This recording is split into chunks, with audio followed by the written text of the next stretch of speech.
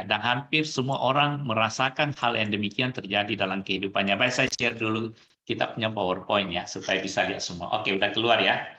Baik, dan kita tahu firman Tuhan juga mengatakan semangat yang patah itu mengeringkan tulang, sangat berbahaya. Kalau tulang kering itu kan mudah patah ya. Kalau mudah patah, kalau kita punya tulang mudah patah ya nggak bisa berbuat apa-apa.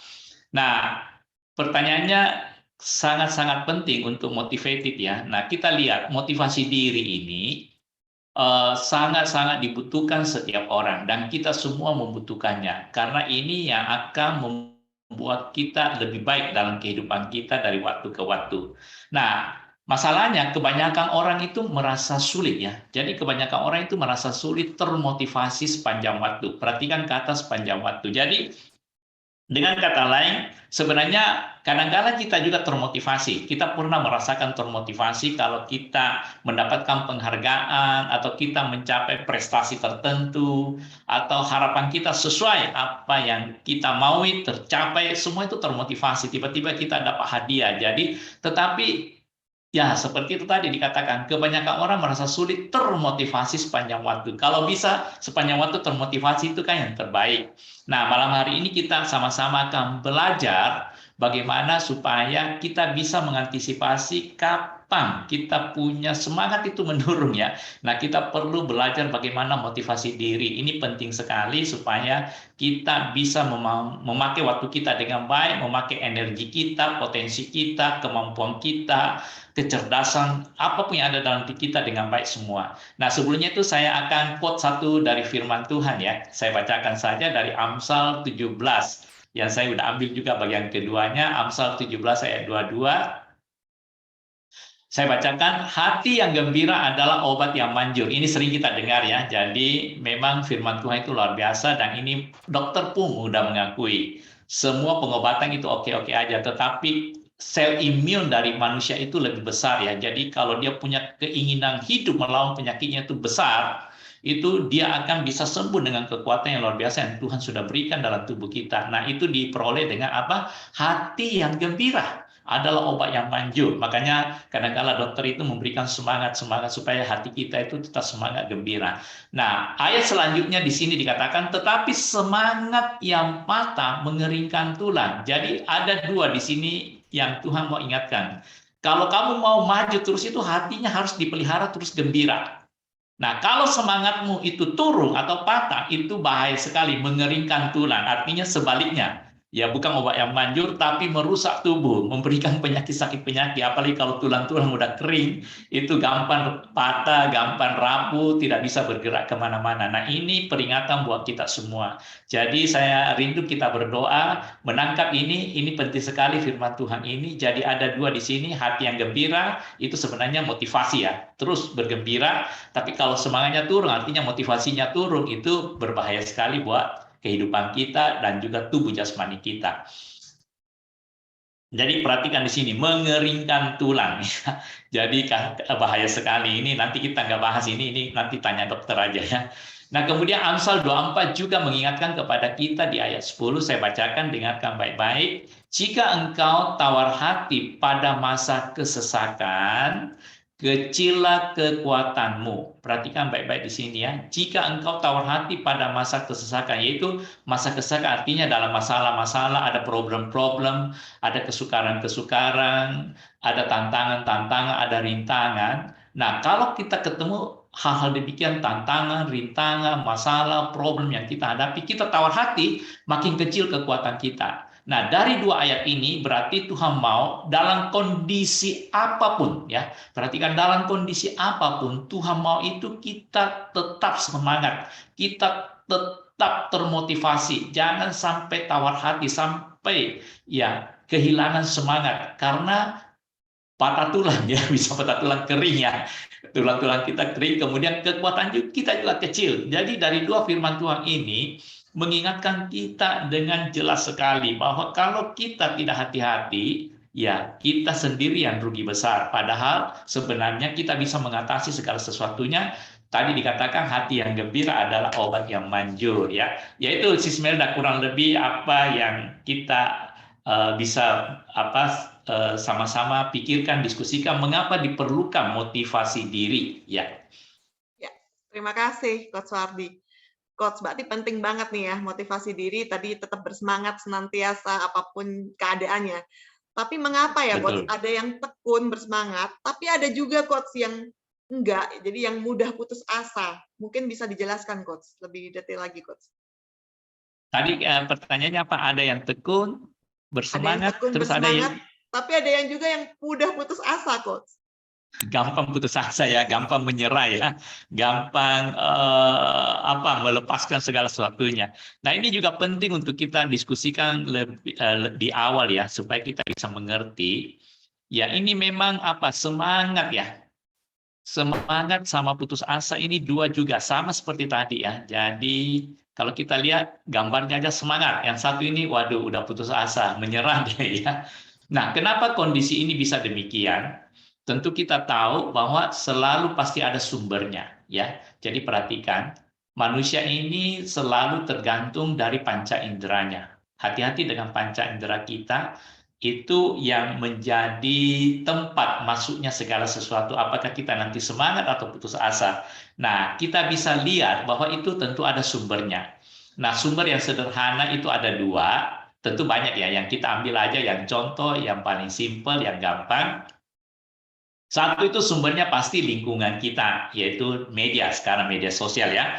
Karena sekarang ini kamu nggak keluar-keluar ke lingkungan pun setempat, dengan tetangga-tetangga, dengan masyarakat, tetapi sudah ada media sosial, jadi lingkungan atau media ya.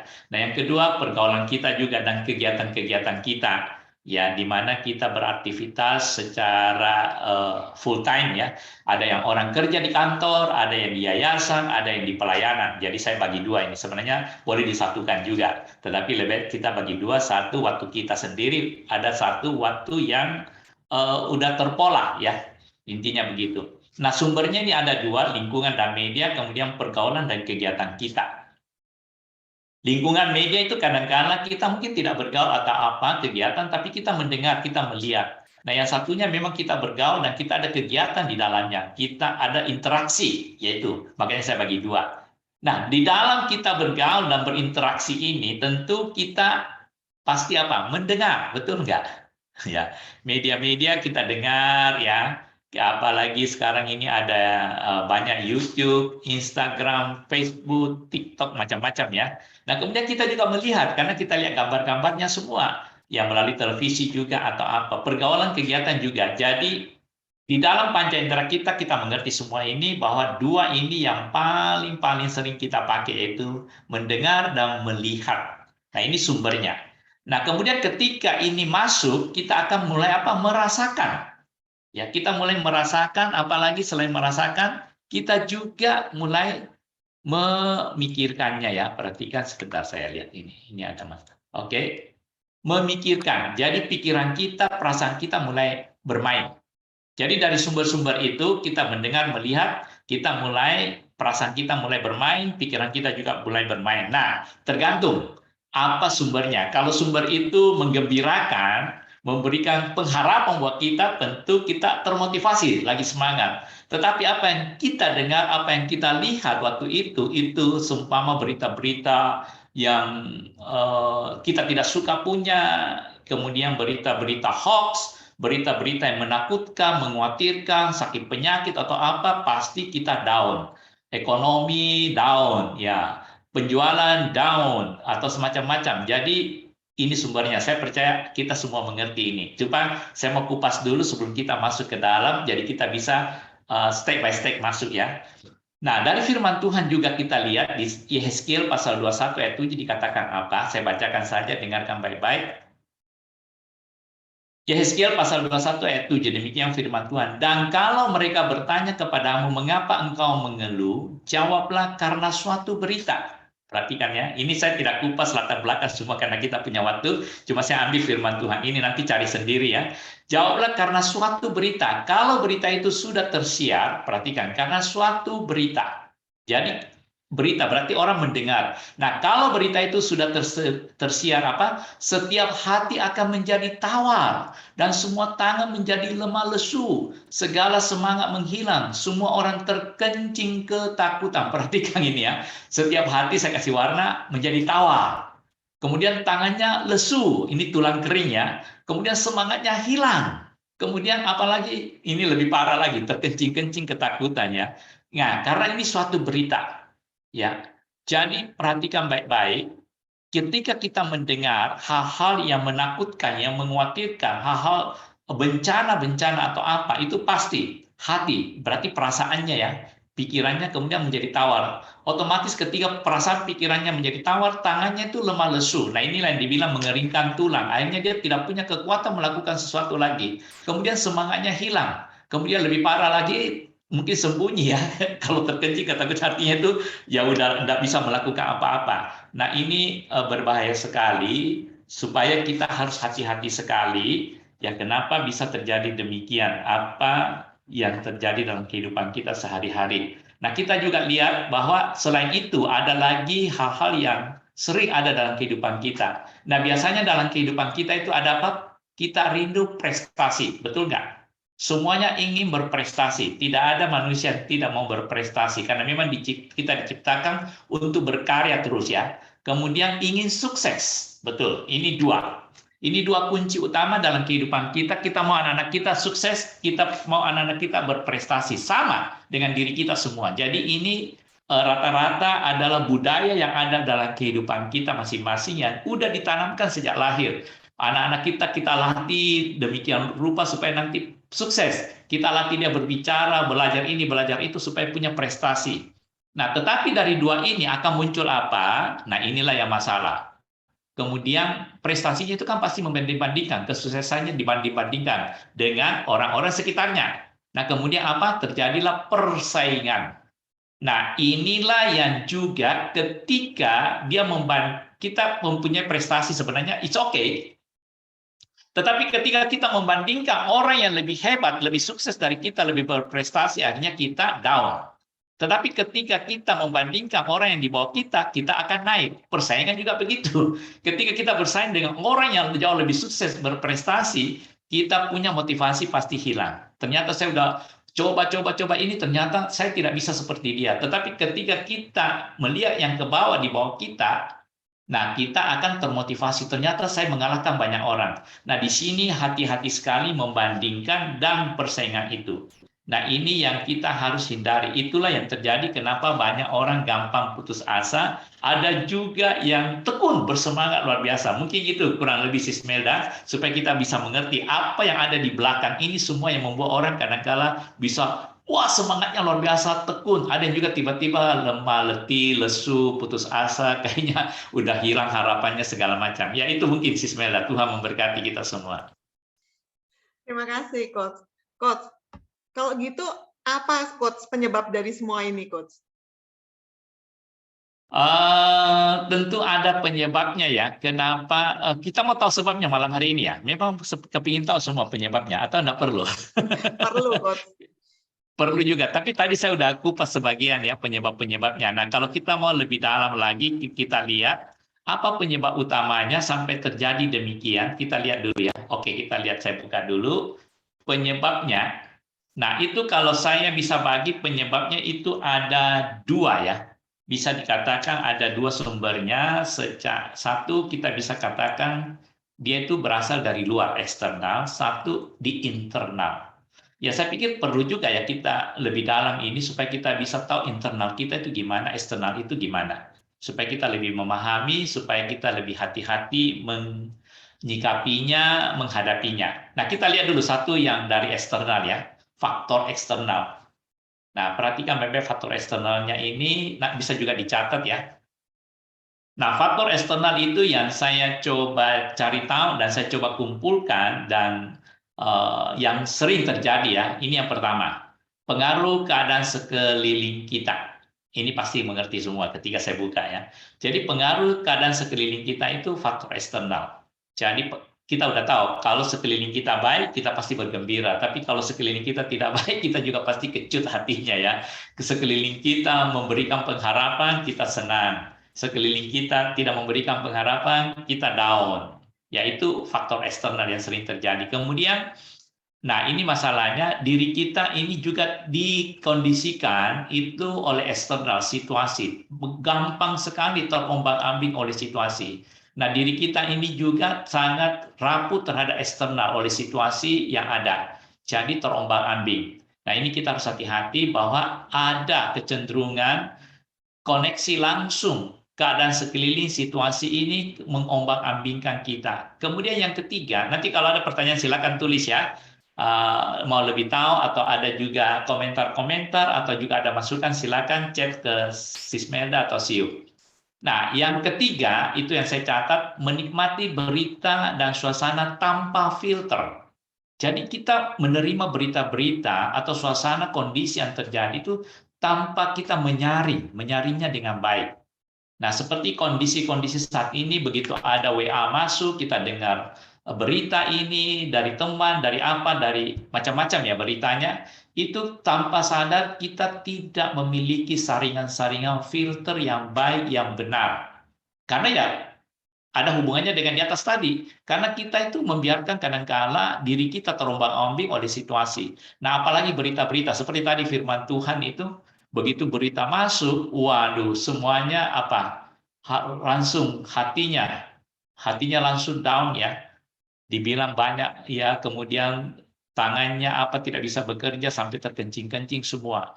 Nah, kita harus hati-hati dengan faktor eksternal karena tidak semua faktor eksternal itu ya sebenarnya bisa menggoyangkan kita. Sebenarnya kita jangan sampai terpengaruh oleh faktor eksternal. Eksternal boleh terjadi semua karena itu di luar kekuasaan kita. Tetapi efeknya nanti kita lihat di internal ya. Nah, ini kita harus lihat dulu. Faktor eksternal ini bisa mengganggu sekali kalau kita tanpa filter. Kemudian yang keempat, kita tidak sadar bahwa motivasi itu menurun kalau kita biarkan. Nah, kita tidak sadari bahwa bahaya motivasi yang menurun. Nah, ini kadang-kala kita harus hati-hati. Nah, kalau kita sadar bahwa berita-berita ini, suasana, keadaan sekeliling kita ini, itu bisa membuat motivasi saya menurun. Nah, kita harus sadar ya bahaya motivasi. Banyak orang tidak sadar, dan ketika itu sudah masuk ke dalam pikirannya, hatinya, perhatikan ya, berita itu kan masuk lewat mata dan telinga. Kemudian dia mulai mengolah pikiran perasaan kita. Nah, kadang-kala kita izinkan itu terjadi pada kita tahu bahwa kita tidak sadar ya, bahwa itu berbahaya sekali karena bisa membuat motivasi kita menurun. Nah, kita hari ini harus sadar, jangan sampai itu membuat motivasi kita turun, atau dengan kata lain semangat kita ya turun, itu berbahaya sekali ya, apalagi tawar hati segala macam. Baik, kita nextnya lihat. Ini yang juga saya lihat banyak yang terjadi, secara sadar menikmati, dan itu dijadikan excuse diri, itu memaafkan diri sendiri. Ya, memang kondisinya eksternal begitu, jadi dia menikmati aja, ini bahaya sekali. Ya, saya makanya tidak mau kerja, Pak, saya di rumah aja. Sekarang ini ya saya nggak tahu mau bikin apa, saya santai aja gini, saya nggak bisa ini itu. Jadi secara sadar dia menikmati, dan excuse diri, memaafkan dirinya, mencari apa ya, pelarian gitu loh istilahnya kalau dengan bahasa sehari-hari ya. Kemudian eksternal ini juga bahaya sekali, ada di lingkungan yang sangat negatif. Jadi hati-hati dengan lingkungan ya, karena pergaulan itu juga Alkitab udah mengingatkan kita hati-hati dengan pergaulan. Kita ada di lingkungan yang selalu negatif, selalu ngomongnya yang tidak baik, yang tidak memberikan semangat. Ini berbahaya sekali faktor eksternal ini. Kemudian apa? Kita tidak tahu cara menghadapi virus perusak ini. Ini masalahnya. Kalau kita tahu masih oke. Nah, banyak kan orang tidak tahu bahwa ini sebenarnya virus. Tanpa sadar itu mulai merusak pikiran, perasaan kita secara perlahan-lahan. Nah, lama-lama kita juga itu mulai sulit semangat lagi, sulit dengan tekun lagi, sulit punya motivasi yang tinggi. Nah, itu masalahnya. Nah, firman Tuhan juga mengingatkan kepada kita, tetapi ketika mereka menyampaikan kepadanya segala perkataan yang diucapkan Yusuf, dan ketika dilihatnya kereta yang dikirim oleh Yusuf untuk menjemputnya, maka bangkitlah kembali semangat Yakub ayah mereka. Nah, perhatikan di sini ya. Ini adalah sesuatu yang memberi semangat, ya, yang bagus. Nah, saya ambil di kitab Kejadian 45 ayat 27, berdoa mendapatkan sesuatu dari sini. Nah, waktu itu Yakub, itu kan dia pikir Yusuf udah mati karena dikerjain. Ini udah tahu ceritanya ya, jadi saya simpel aja. Nah, waktu Yusuf, dia dengar bahwa oh ternyata Yusuf itu masih hidup. Perkataannya Yusuf disampaikan oleh saudaranya. Jadi dia apa? Dia perkataan ya. Jadi perkataan itu berarti dia dengar. Kemudian ketika dilihatnya berarti dengan matanya. Perhatikan selalu ada dua, mata dan telinga.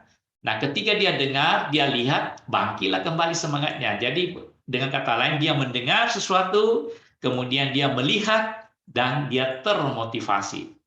Demikian juga hal yang membuat kita tidak termotivasi. Pasti kita juga dengar, kita lihat, akhirnya kita tidak termotivasi. Akhirnya kita punya semangat hilang, kita letih lesu, kita putus asa, dan lain-lain. Nah, itu yang sangat-sangat berbahaya. Nah, firman Tuhan di Yosua pasal 2 ayat 11 juga saya sharekan supaya kita lihat lagi bahwa firman Tuhan itu sangat-sangat banyak mengingatkan hal itu. Saya bacakan saja, dengarkan baik-baiknya. Ketika kami mendengar itu, tawarlah hati kami dan jatuhlah semangat setiap orang menghadapi kamu. Sebab Tuhan Allahmu ialah Allah di langit, di atas, dan di bumi di bawah. Yang sering baca Alkitab pasti tahu ini siapa orangnya yang berbicara ini adalah Rahab ketika ada dua pengintai ya. Nah, dia bilang apa? Tawarlah hati kami. Pertama apa? Melalui mendengar. Jadi melalui telinga. Ketika dia mendengar, dia belum melihat, cuma mendengar. Kenapa? Ada berita eksternal ya. Ada berita masuk, dia mendengar. Kemudian kenapa yang terjadi? Tawarlah hatinya. Mereka punya hati tawar. Dia bilang tawarlah hati kami. Jadi seluruh penduduk Yeriko waktu itu tawar hatinya. Kemudian apalagi jatuhlah semangatnya. Bayangkan itu. Ya, jadi baru mendengar itu tawarlah hatinya, jatuhlah semangatnya. Itu yang terjadi semua. Nah, itu hal-hal eksternal. Nah, kita lihat sekarang internal ya, faktor internal. Nah, pikiran perasaan, selalu ini ya, pikiran perasaan kita yang rapuh. Nah, ini makanya di dalam Meaningful Life kita udah pernah beberapa kali Zoom ya, yang tema-temanya itu mengenai pikiran dan perasaan harus dijaga terus. Nanti cari ya, di YouTube-nya ada. Ya, pikiran dan perasaan. Kalau ini rapuh, ini berbahaya sekali. Jadi pikiran perasaan kita itu gampang terombang-ambing oleh berita yang kita dengar, dari apa yang kita lihat oleh mata kita. Jadi di dalam diri kita ini, kalau pikiran perasaan kita udah bagus, udah sangat solid, itu nggak masalah. Tetapi masalahnya itu rapuh, gampang terganggu oleh berita-berita yang masuk, yang kita dengar, dan juga gampang sekali terganggu oleh apa yang dilihat oleh mata kita. Kemudian apa? Terlalu sensitif. Ini faktor internal dalam diri kita ya. Kita itu terlalu sensitif dan mudah berprasangka. Jadi begitu ada sesuatu berita mulai diolah. Diolahnya itu bahkan yang negatif-negatif. Tidak ke arah positif. Jangan-jangan nanti begini ya. Wah, terus kalau gini bagaimana? Seumpama ini COVID ya. Wah, nanti kalau COVID ini berkembang. Ini kan sudah terjadi ya. Jadi saya bisa ambil contoh ya. Berkembang terus kita tidak boleh keluar rumah. Gimana nanti saya makan ya? Terus saya hidup dengan apa? Saya begini, gini. Banyak sekali. Boleh-boleh aja. Tetapi kalau itu terlalu membuat kita punya semangat, jatuh tawar hati, bayangkan ya, kita bisa berpenyakitan. Kita punya kekuatan hilang semua, kecillah kekuatanmu, firman Tuhan bilang. Dan kemudian ini faktor internal juga yang sering terjadi, masa kecilnya yang tidak bahagia dan kurang baik.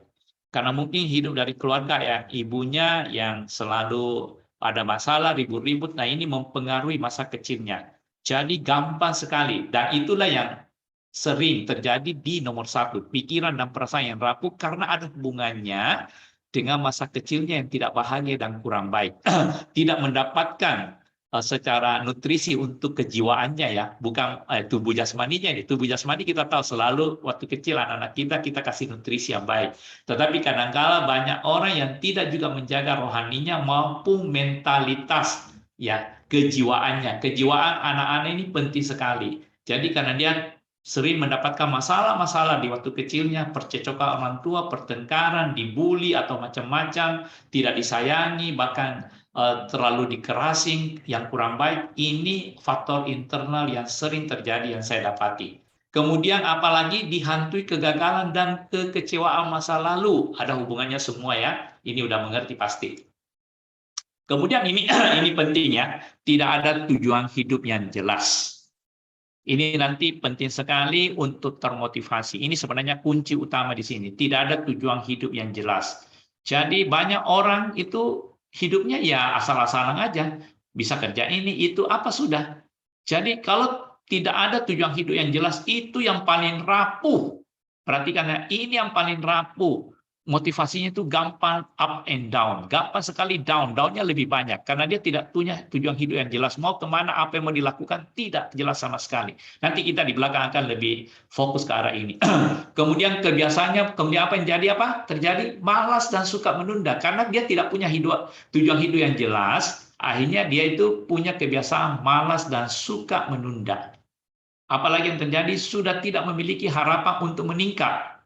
Karena tadi, ya tidak punya tujuan hidup yang jelas, kemudian kebiasaannya malas, suka menunda, otomatis harapan untuk lebih baik lagi untuk meningkat itu sudah tidak ada. Dan orang-orang yang demikian itu paling gampang down, paling sulit untuk dimotivasi. Itu saya dapati banyak, kita mau motivasi dia pun sulit sekali. Karena dia tidak punya tujuan hidup yang jelas. Kemudian masa lalunya penuh kegagalan, masa kecilnya tidak bahagia, kurang baik, dan orangnya sensitif, pikirannya, perasaannya rapuh. Ini terkait semua. Dan kemudian yang lebih parah lagi, dia merasa oke. Pada kita lihat, ini parah ini. Bahkan dia merasa oke-oke aja.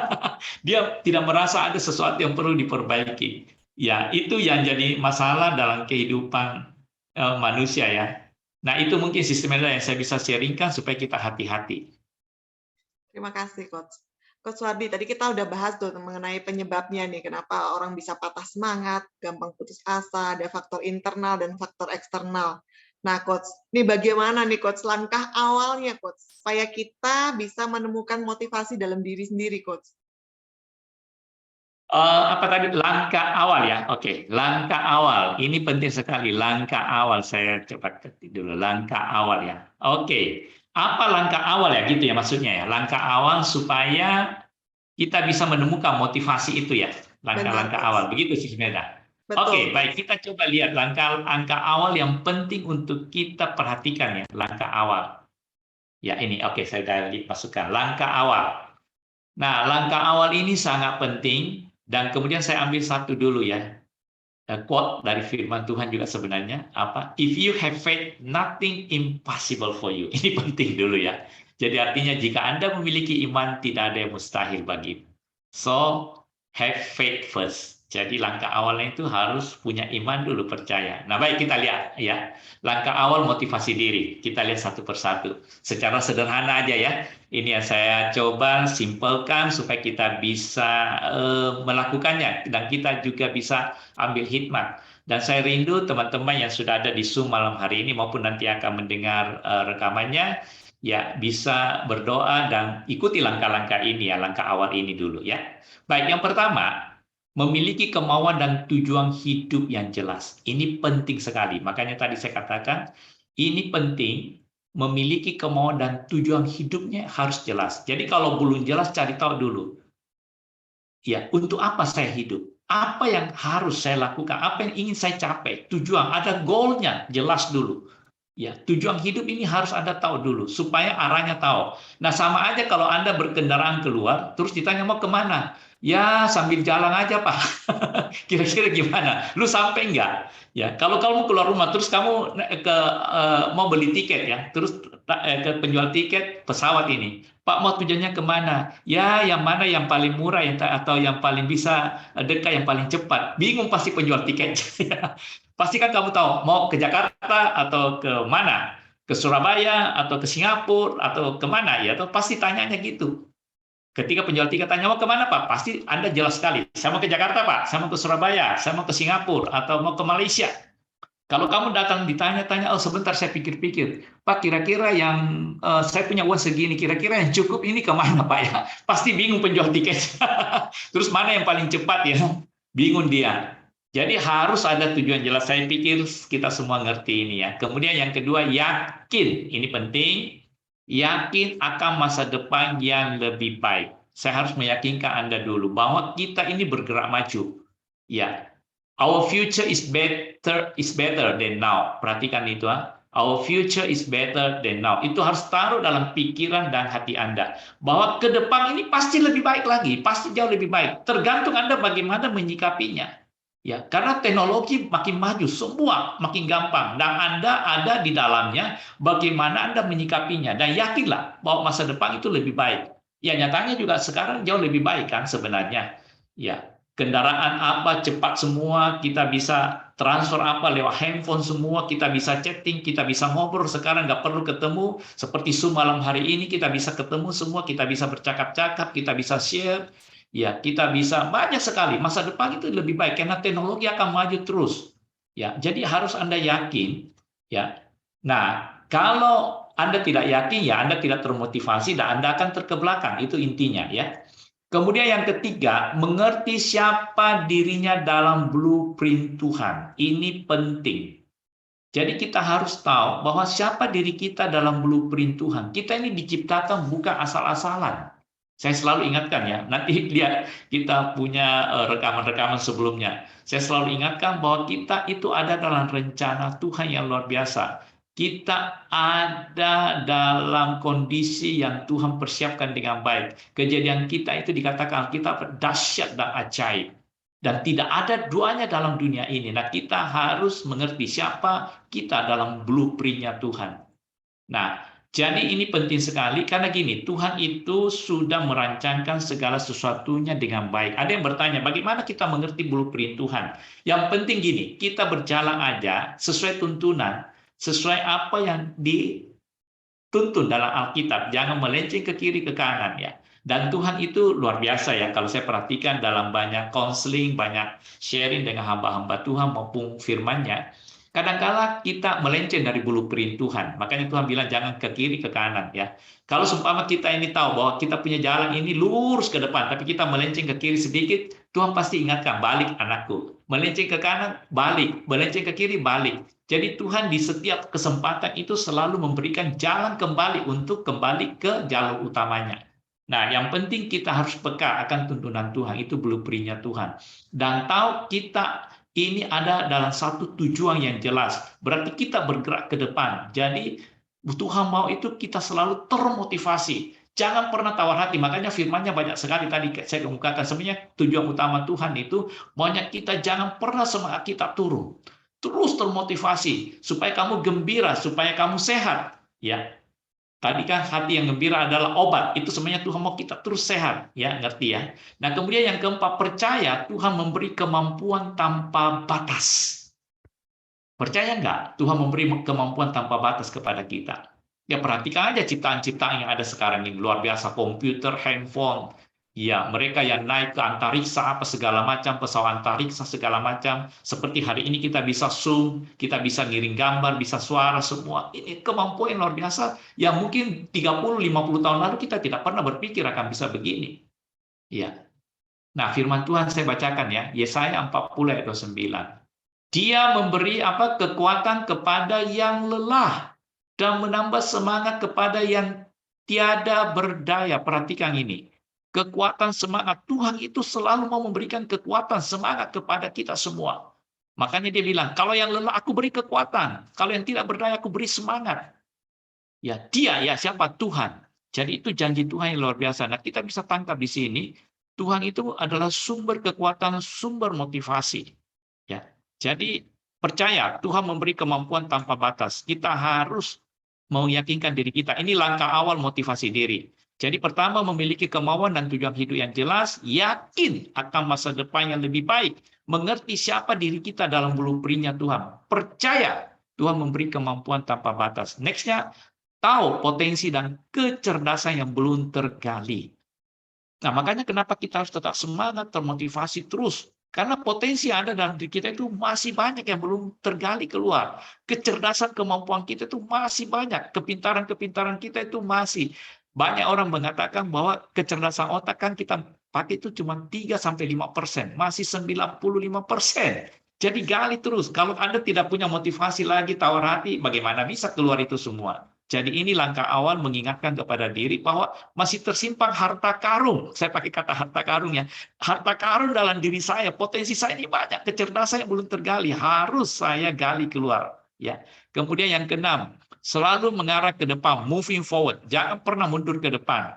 Ya, kita naik mobil, naik motor kan pasti ke depan. Kita cuma pakai spion untuk lirik-lirik sesaat aja. Ya, jangan sampai ada dari belakang kiri kanan ya. Tetapi mengarah ke depan, moving forward. Jadi pandangan kita itu harus ke depan. Aku melupakan apa yang di belakangku. Rasul Paulus bilang, aku mengarahkan diriku ya ke arah depan. Itu istilahnya sebenarnya.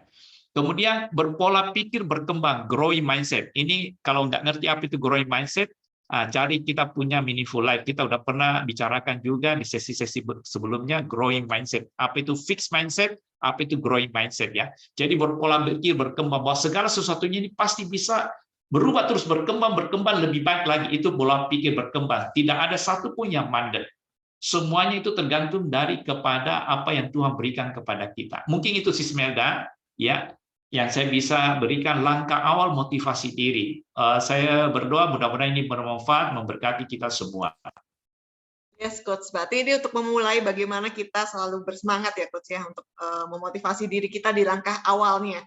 Nah, Coach, bagaimana Betul supaya sekali. tetap sustain, Coach? Tetap bertahan Wah. di apapun keadaannya. Kan itu yang kita perluin, Coach. Kalau yang tadi mungkin sudah beberapa peserta juga mungkin sudah lakukan, terus bagaimana cara mempertahankannya, Coach? Nah, ini yang bagaimana kita mempertahankannya supaya terus termotivasi begitu ya, kurang Betul. lebih ya. Ya, saya coba kasih tips ya, langkah-langkah praktisnya istilahnya gitu ya. Langkah praktis supaya kita tetap termotivasi. Saya rindu mudah-mudahan ini juga bisa menolong kita semua ya. Perhatikan baik-baik. Saya juga coba kumpulin ini dan saya juga coba praktekkan ya. Supaya ini kita bisa maintenance. Maintenance itu penting sekali. Kita udah tahu tadi langkah-langkah awalnya, kita udah mengerti, dan saya percaya Anda sebagian juga udah mengerti, cuma saya mengingatkan kembali. Nah, ini juga penting langkah-langkah praktis supaya kita bisa maintain terus diri kita ya.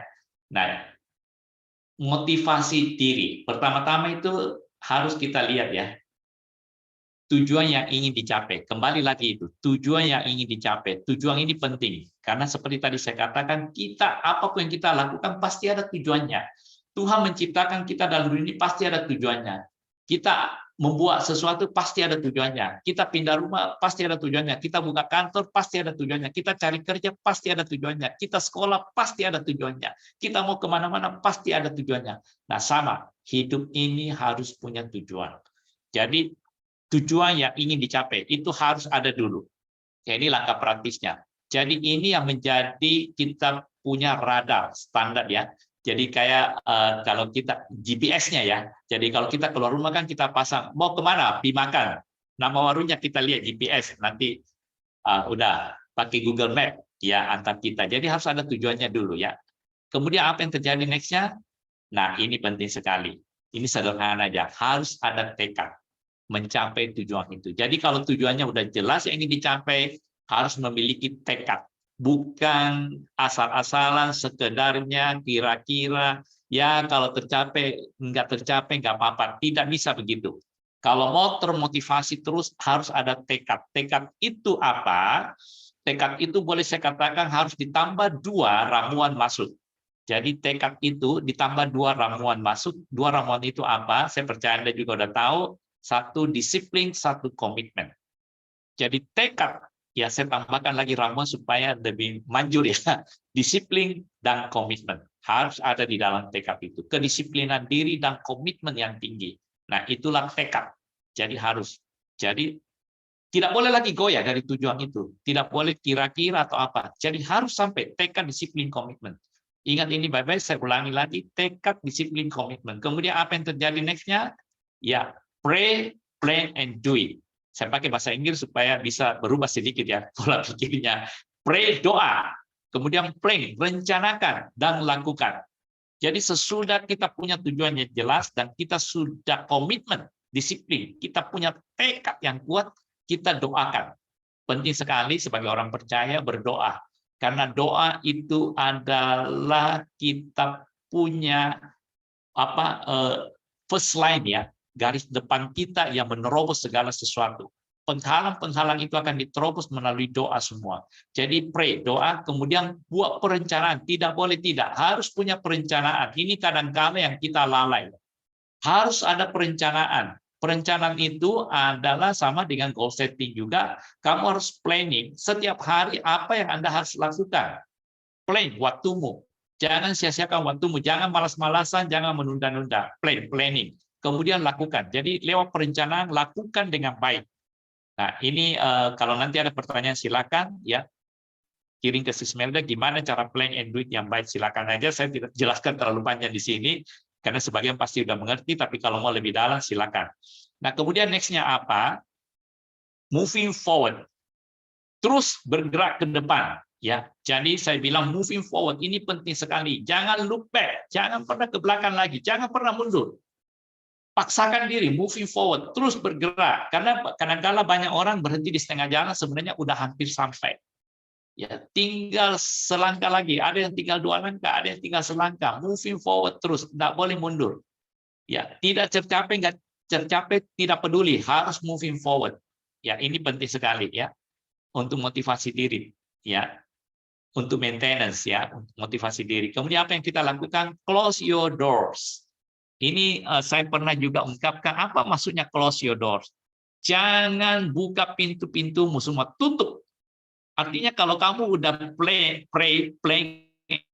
and do it, dan moving forward, tutup mata, tutup telinga, close your doors. Jangan lagi diganggu oleh gangguan-gangguan yang membuat kamu mundur. Jadi tutup semua, ya artinya gini, fokus. Jadi fokus ke depan terus. Mungkin ada kata-kata minor, ada kata-kata negatif, karena tadi pendengaran ya, penglihatan semua, itu ada boleh, tapi kita filter semua, jangan sampai mengganggu. Jadi artinya kita tidak bisa melarang ya burung terbang di atas, tapi kalau dia hingga di kepala kan kita bisa usir, artinya begitu. Kita tidak mungkin tutup semua berita-berita, kita tidak mungkin juga tutup mata semua, tapi kita bisa menutup diri kita dari semuanya, itu tidak mengganggu kita, itu intinya. Close your doors artinya, saya tidak membiarkan apa yang bisa dilihat oleh mata saya, apa yang bisa didengar telinga saya mengganggu rencana-rencana yang saya sudah planning, yang saya sudah rencanakan, yang saya melakukan, dan saya sudah mengambil tekad, komitmen, dan mau bergerak ke depan. Jadi saya fokus. Ini penting sekali, karena di sini biasanya banyak gangguan, akhirnya kita mundur lagi. Nah, di sini gangguan-gangguan itu muncul, kamu pasti nggak bisa, janganlah, ada yang gagal, gini, ada yang sini-sini. Itu kalau you don't close your doors, ya pasti terganggu, mundur. Nah, next-nya apa? Tambah lagi, pray, enjoy, and cheer it. Jadi kalau Anda udah bisa lewati ini, masuk kembali doa, mengucap syukur, berterima kasih. Tuhan berikan terus kemampuan. Karena kemampuan itu Tuhan kan yang berikan. Tadi kita udah lihat firman-Nya ya. Dia memberikan kekuatan, semangat semua. Tuhan terus berikan semangat, kekuatan. Dan nikmati, enjoy, and cheer it. Ya, kamu harus sama cheerleaders ya, semangati dirimu terus. Jadi kamu menikmati dan semangati terus diri. Saya bisa, saya mampu. Karena Tuhan memberikan anugerah kasih karunia-Nya. Habis itu baru kita naik apa? Buat evaluasi. Ini penting sekali. Kita harus membuat evaluasi. Evaluasinya apa? Penyebab. Kalau masih ada gangguan, kita evaluasi. Karena kita tidak sempurna. Memang kita tadi udah close door ya. Kita moving forward, fokus, tetapi kemungkinan ada yang masih bocor, ya istilahnya gitu. Jadi cari penyebab gangguan, pikiran perasaan Anda cek. Apa yang masih mengganggu pikiran perasaan saya? Kayaknya saya masih ada down. Dalam 1 minggu ini down-nya berapa jam? Kenapa bisa down? Cari perhatikan. Jadi mungkin dalam 1 minggu itu down-nya masih ada 3 hari, lama-lama tinggal 2 hari, lama-lama tinggal 1 hari, lama-lama tinggal 1-2 jam. Jadi ini evaluasinya di sini. Baru kita, ini adalah satu lingkaran yang Anda harus lakukan terus-menerus. Ya, makin sering, makin sempurna, itu down-nya, ya, waktu tidak termotivasinya, itu waktunya makin kecil. Dan bahkan Anda bisa mengatasi segala sesuatunya terus dalam kondisi termotivasi. Nah, ini yang saya rindu semua kita dapatkan malam hari ini, tentu lewat pelatihan, tidak simsalabim ya. Perlu waktu, perlu tekad, semuanya perlu sungguh-sungguh. Dan kemudian perhatikan ini, berinteraksi di lingkungan dan pergaulan yang memotivasi. Jangan berinteraksi di lingkungan pergaulan yang negatif, yang membuat Anda down. Ya, karena ada firman Tuhan juga mengingatkan kita gini, janganlah kamu sesat. Pergaulan yang buruk apa? Merusakkan kebiasaan yang baik. Kalau kamu udah termotivasi baik, tapi kamu bergaul lagi dengan orang-orang negatif, lama-lama juga bisa terganggu lagi.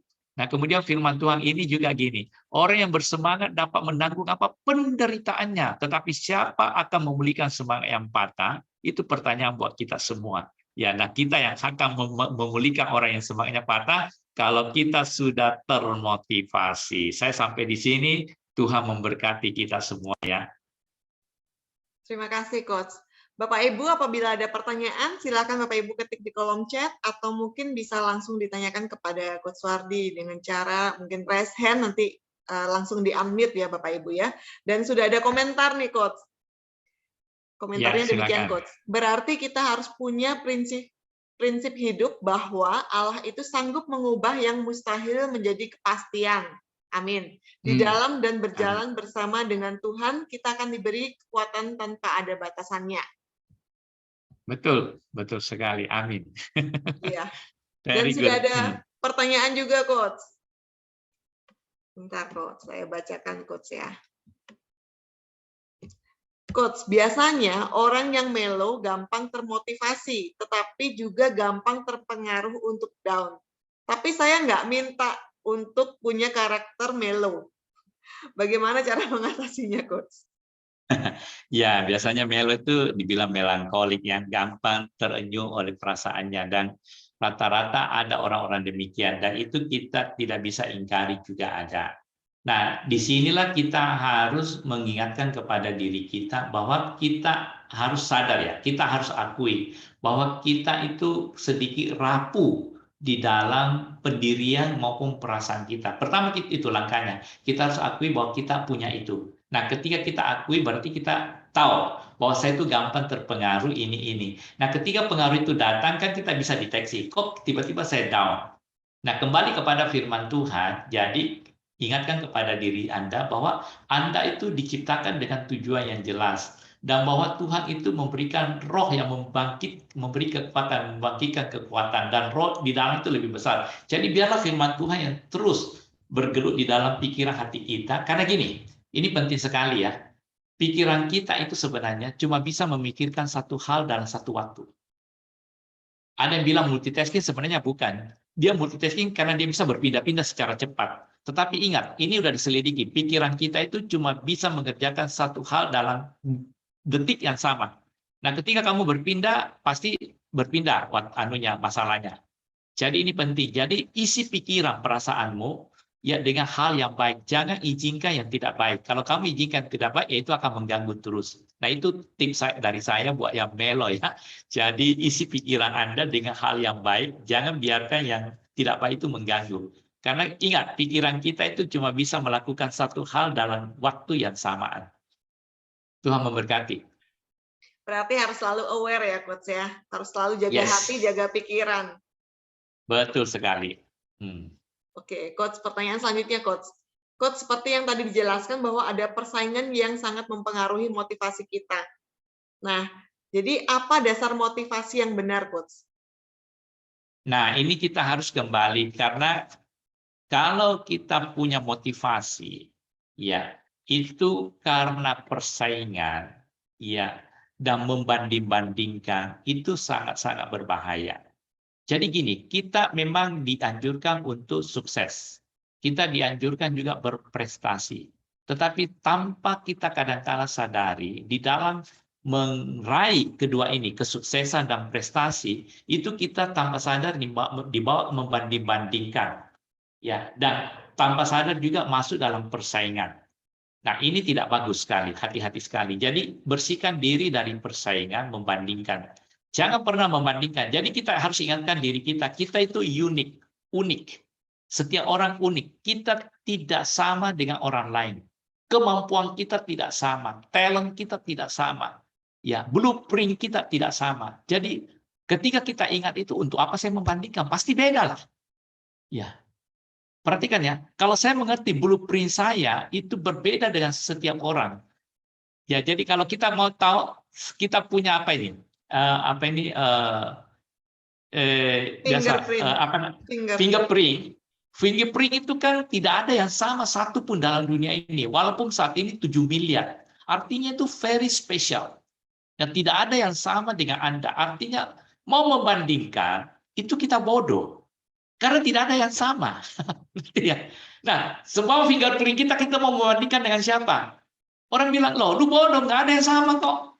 Nah, dari sana kita masukkan dalam pikiran perasaan kita. Kalau gitu, ngapain saya membandingkan diri saya dengan orang dalam persaingan, dalam prestasi sukses? Pasti beda-beda kesuksesannya, prestasinya berbeda. Ya, ngapain saya membandingkan itu? Ngapain saya bersaing? Jadi saya fokus. Nah, ketika saya bisa fokus, saya punya prestasi akan naik sesuai blueprint saya sendiri. Mengerti ya? Tetapi ketika saya membanding-bandingkan, akhirnya kita apa? Terseret ke dalam persaingan itu, akhirnya kita mencari-cari sesuatu yang bukan blueprint kita. Kita mau belajar ini juga, kita mau mempersiapkan diri ini juga, belajar skill ini, padahal itu bukan panggilanmu semuanya, you wasting your time. Jadi cari sendiri, you punya blueprint, jalan fokus forward, ya pakai waktumu untuk sesuai tujuan hidupmu, blueprintmu. Untuk apa kamu ada? Jadi kita bisa upgrade terus dengan gitu. Dan kita juga bisa enjoy kalau kita tidak merasa disaingi, berbanding-bandingkan. Oh dia udah bisa begini, kok aku belum bisa? Ngapain? Ya udah. Pokoknya aku tetap termotivasi. Intinya, bukan mundur ya. Nah, kecuali kita udah putus asa, kadang-kali ya terpaksa kita bandingkan. Lihat tuh, anaknya orang kok bisa dapat angka 8, kamu kok cuma 6 terus. Ya, sekali-sekali nggak apa-apa lah gitu. Supaya termotivasi. Sebenarnya itu termotivasi. Tapi ketika kita udah dewasa, kita sadar bahwa kita unik, kita tidak akan terganggu itu lagi.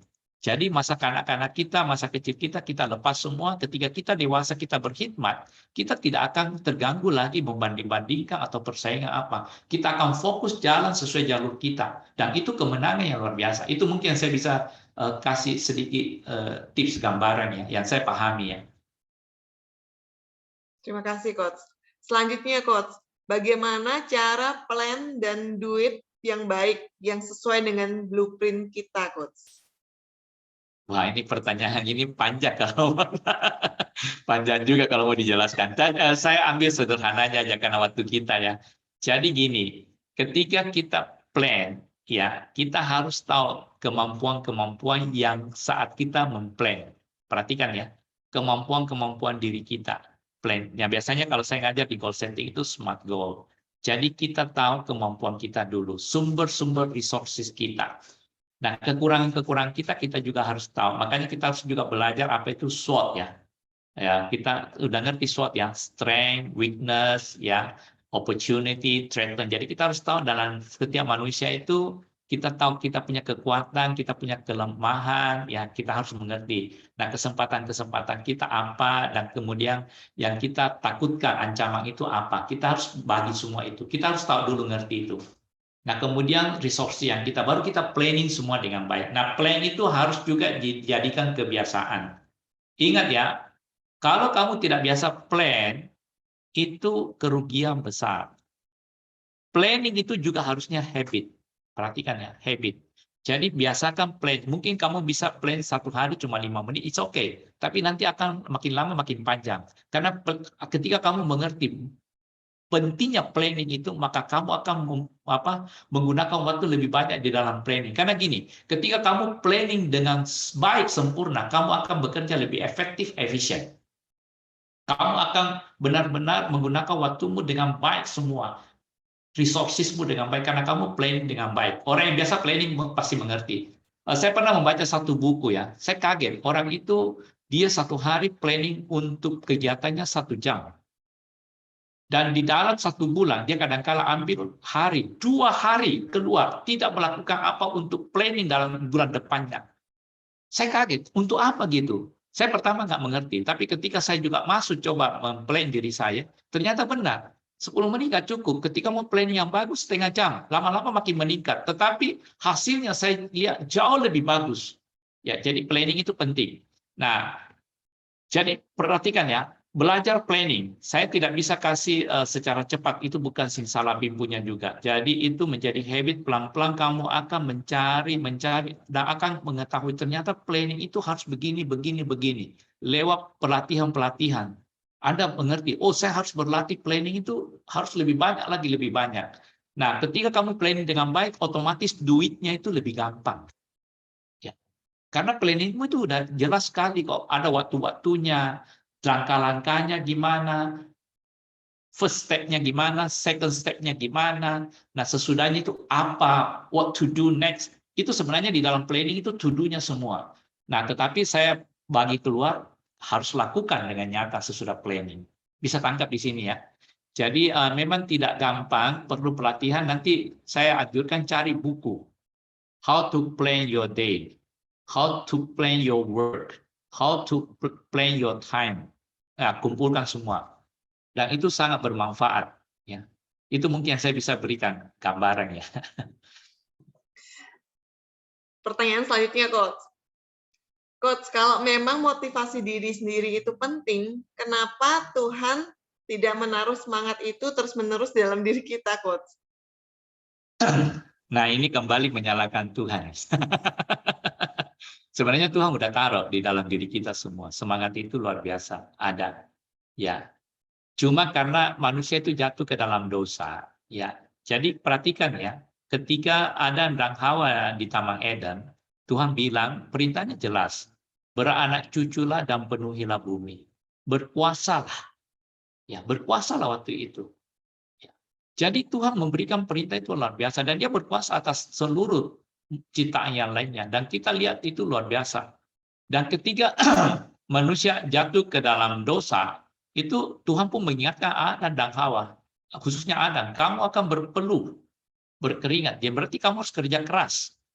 Jadi sebenarnya itu ada semangat etos kerja yang luar biasa yang Tuhan berikan kepada manusia. Dan ketika Yosua menggantikan Musa, itu Tuhan jelas sekali berbicara kepada Yosua. Kalau Anda buka pasal 1 Yosua ya. Tetap ya, jangan menyimpang ke kanan ke kiri, jangan pernah tawar hati. Tuhan itu jelas, nanti baca di kitab Yosua, itu berjelas sekali perintahnya, jangan pernah tawar hati atau apa. Ketika Nabi Elia pun, ketika dia melarikan diri dari ratu siapa ini yang Raja Ahab yang mengancam dia mau membunuh dia, itu Tuhan ingatkan, kasih makan dia, kasih dia semangat lagi, ya. Nah, kemudian di kitab Perjanjian Baru banyak sekali. Rasul Paulus bilang, aku berlari, aku bertinju, aku melatih tubuhku. Itu semangat semua yang Tuhan berikan kepada kita. Jadilah teladan. Nah, ada lagi yang penting sekali. Biarlah rohmu menyala-nyala. Kenapa Tuhan begitu? Dan layanilah Tuhan. Itu artinya Tuhan mau kita rohnya menyala-nyala terus ya. Jadi Tuhan itu memang memberikan semangat, cuma manusianya. Yaitu saya bilang katakan, karena ada dalam daging, malas, dan suka menunda-nunda. Ya, kalau Tuhan, kalau manusia udah bisa termotivasi, mungkin kita nggak usah hari ini membicarakannya itu ya. Nah, itu masalah manusia, karena ada dalam dosa, ada dalam kedagingan ya. Nah, makanya kita perlu mau mengingatkan kembali, blueprint-nya Tuhan itu adalah supaya kita tetap bersemangat. Jangan tawar hati. Tadi udah banyak firman yang kita baca semua. Dan itu bukti bahwa Tuhan itu mau kita semangat terus. Tuhan memberkati. Terima kasih, Coach. Pertanyaan selanjutnya nih, Coach. Apakah ada keadaan di mana motivasi diri tidak lagi mampu kita lakukan dan kita perlu bantuan dari orang lain? Bagaimana cara mengetahui keadaan tersebut, Coach? Ya, ini tidak terlepas yang seperti tadi kita katakan bahwa karena dosa yang kedagingan semua. Jadi ada orang yang bahkan sampai bunuh diri kan, itu berarti sudah putus asa totalitas. Nah dari sana kita tahu berarti banyak orang yang kondisi-kondisinya itu sangat memprihatinkan dan perlu ditolong. Ya, kadang-kala dia putus asa ya hanya bunuh diri. Nah ini kan baru-baru ini saya baru baca tadi sore ya di Detikcom.